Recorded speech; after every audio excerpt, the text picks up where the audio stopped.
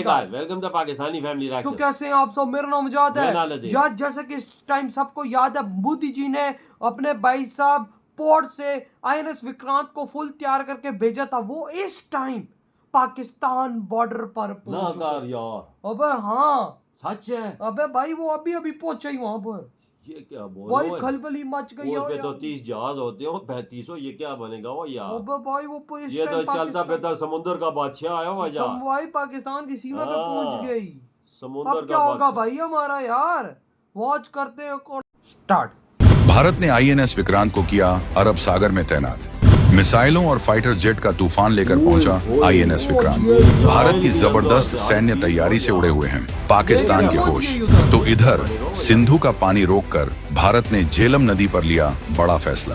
भारत ने पाकिस्तान में अचानक छोड़ा झेलम नदी का पूरा पानी। पाक में मचा हाहाकार। इस वक्त भारत और पाकिस्तान के बीच भयंकर वाला कूटनीति संग्राम चल रहा है। भारत एक के बाद एक पाकिस्तान को झटके दे रहा है। पहले व्यापार बंद, फिर पानी बंद, उसके बाद सैन्य तैयारी, और अब तो हालात ऐसे बन गए हैं कि पाकिस्तान को समझ ही नहीं आ रहा कि किस तरफ देखे। क्योंकि भारत ने इस बार सिर्फ कड़े शब्दों में चेतावनी नहीं दी, बल्कि मैदान में उतरकर दिखा दिया है कि अब हिसाब बराबर होगा। अंदर खाने दिल्ली से लेकर बॉर्डर तक एक जबरदस्त प्लानिंग चल रही है। सेना, सरकार और इंटेलिजेंस एजेंसियां सब एक ही मिशन पर जुटी हैं। इसी बीच भारत का सबसे बड़ा समंदर का योद्धा आईएनएस विक्रांत अरब सागर में अपनी पूरी ताकत के साथ पहुंच चुका है, और इस बार उसका निशाना सीधा कराची की तरफ है। आईएनएस विक्रांत को आम योद्धा नहीं, बल्कि पूरी की पूरी आर्मी है। केला ही इतनी ताकत रखता है कि वो बिना बाहरी सपोर्ट लिए पाकिस्तान को लपेट सकता है। पाकिस्तान को समझ आ गया है कि अब सिर्फ बयानबाजी से काम नहीं चलेगा, अब तो मैदान में उतरना पड़ेगा। लेकिन कहानी यहीं खत्म नहीं होती, असली ट्विस्ट तो अभी बाकी है। दूसरी तरफ भारत ने ऐसा चालाकी भरा कदम उठाया है कि पाकिस्तान के होश उड़ गए हैं। झेलम नदी में अचानक इतना पानी छोड़ दिया गया कि पाकिस्तान के हिस्से में बाढ़ जैसे हालात बन गए हैं। वहां के लोग दहशत में हैं। प्रशासन ने इमरजेंसी लगा दी है और हर तरफ हाहाकार मचा है। सोचो, भारत के ये कदम सीधा सैन्य कार्रवाई से भी बड़ा असर दिखा रहे हैं। अब सवाल ये है कि भारत ने ये सब क्यों किया, कैसे किया, और आगे क्या होने वाला है। कैसे भारत पाकिस्तान को दिन में तारे दिखा रहा है, ये सब हम आपको बताएंगे। तो पूरी कहानी जानने के लिए बने रहो, क्योंकि आगे जो बताने जा रहे हैं वो सुनकर आपके रोंगटे खड़े हो जाएंगे। और हाँ, आपके जो भी विचार हैं कमेंट में जरूर बताइएगा। अरब सागर में तैनात हुए भारत का आईएनएस विक्रांत। पाकिस्तान के खिलाफ भारत की अब तक की सबसे भयानक तैयारी। अब असली खेल शुरू होता है। आईएनएस विक्रांत की तैनाती कोई आम बात नहीं है। ये भारत की नेवी की सबसे बड़ी और सबसे एडवांस्ड ताकत है। 45,000 टन वजनी ये एयरक्राफ्ट कैरियर पूरी तरह से मेड इन इंडिया है, और इसमें 30 से ज्यादा फाइटर जेट्स और हेलीकॉप्टर तैनात किए जा सकते हैं। इसकी लंबाई 262 मीटर है, यानी 2 फुटबॉल के मैदान से भी ज्यादा। आईएनएस विक्रांत के पास 4 auto Breda 76 millimetre gun AK-630 CIWS और 66 सेल वाली बारक 8 मिसाइल डिफेंस सिस्टम है, जो इसे समंदर में चलते फिरते किला बना देता है। अभी हाल ही में 23 अप्रैल 2025 को सैटेलाइट इमेजरी में देखा गया कि विक्रांत अरब सागर में करवार के पास अपनी पूरी ताकत के साथ तैनात है। ये तैनाती ऐसे वक्त में हुई है जब पाकिस्तान ने शिमला समझौता सस्पेंड कर दिया है और ताशकंद समझौते से भी हटने की धमकी दी है। पाकिस्तान लगातार इंटरनेशनल प्रेशर बनाने की कोशिश कर रहा है, लेकिन भारत ने साफ कर दिया है अब बात सिर्फ डिप्लोमेसी की नहीं, ताकत की है। आईएनएस विक्रांत की तैनाती पाकिस्तान के लिए सीधा मैसेज है कि अगर कोई भी गलत हरकत हुई तो अरब सागर से लेकर कराची तक भारत की नजर है। और ये सिर्फ दिखावा नहीं है। विक्रांत के साथ INS Vikramaditya, Kolkata class destroyer, तलवार क्लास फ्रिगेट और कलवरी क्लास सबमरीन भी ऑपरेशन में है। नवंबर 2024 में राष्ट्रपति द्रौपदी मुर्मू ने खुद विक्रांत पर जाकर इसकी ताकत देखी थी। मिसाइल लॉन्च, सबमरीन ऑपरेशन और MiG-29K की उड़ानें, यानी विक्रांत पूरी तरह से ऑपरेशनल है और किसी भी चुनौती के लिए तैयार है। इस वक्त भारत की नेवी दुनिया की टॉप 5 नेवी में गिनी जाती है, और आईएनएस विक्रांत इसका सबसे बड़ा सबूत है।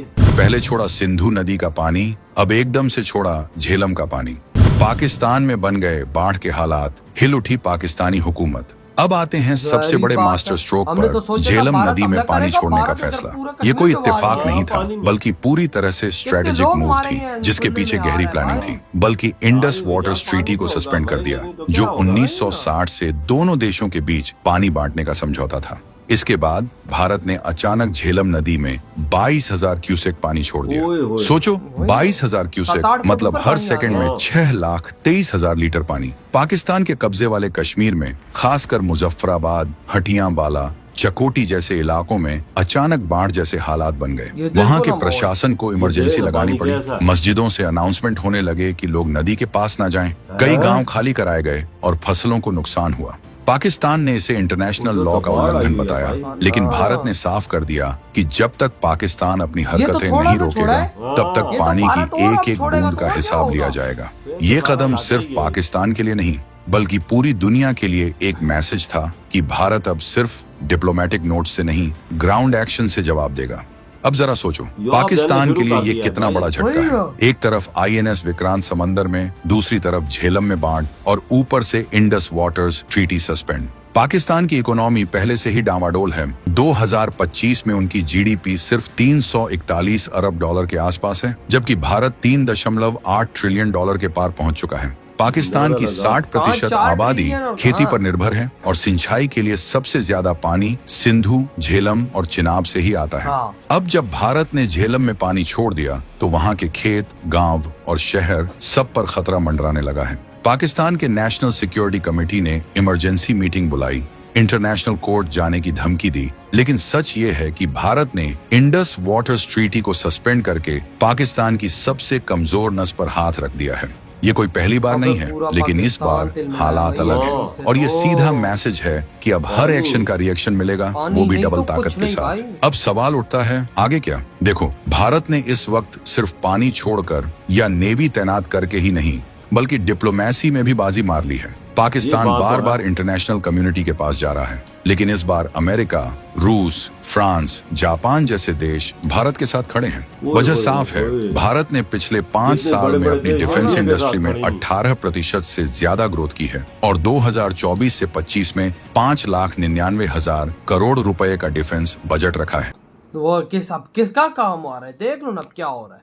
अब देख लो भाई साहब, भारत ने जो भाई भेजा था अपना आईएनएस विक्रांत, वो इस टाइम पाकिस्तान बॉर्डर पे पहुंच वो चुका है। मोदी जी ने उधर से रवाना करके पाकिस्तान पहुंच चुके भाई। वही ना, वो हमारे बॉर्डर पे इस टाइम पहुंच गए। हाँ। 7 शिपें कितनी थी, 7 मुझे डिस्ट्रॉयर, 7 मुझे भाई फ्रीगेट्स, और जो नीचे सबमरीन है वो नजर नहीं आ रही इस टाइम। वो कितनी जो है? फुटेजेस ली गई हैं वो नहीं पता लग रही वो आखिर कितनी है, क्योंकि वो तो नीचे नहीं पता लग रहा। समुद्र कहीं वो पाकिस्तान से घूम के ना आ रही हो, हाँ, नहीं हो पता। सकता सब है। मरीनों का टू भी वो होने से यार नहीं कोई समुद्र पकड़ के सकता। नीचे होता है, किसको क्या पता क्या नीचे है। वही ना। और भाई साहब इस टाइम पाकिस्तान की बिल्कुल लाइन के पास पहुंच चुका है विक्रम। हाँ। आप खुद सोचो वो ना उस कि पे- कितने बड़े खतरे की बात है। इस टाइम उस पे 30 फाइटर जेट भाई तैनात है। और 4-5 गन शिप हेलीकॉप्टर है। हाँ, आप- और उसके साथ जो भाई साहब फ्रीगेट और डिस्ट्रॉयर्स वो अलहदा, वो उसका तो फायर बात ब्रिगेड जो उनके पास है वो भी हमारे पास इतनी नहीं है। ये अंदाजा लगा दे आईएएस विक्रांत। मैं समझा नहीं। फायर ब्रिगेड, फायर जो नहीं है, बड़ी बड़ी वो जहाज है जो है। हाँ, फ्रीगेट। हाँ, वो फ्रीगेट। भी हमारे पास नहीं है। वो हमारे तरह हमारे पास उस लेवल की तो नहीं। नहीं है। इंडियन डिस्ट्रॉयर्स का तो हमारे पास नाम भी नहीं। हमारी नेवी बिल्कुल नहीं टिक पाती भारत के आगे यार। ये तो बात देखो सच है।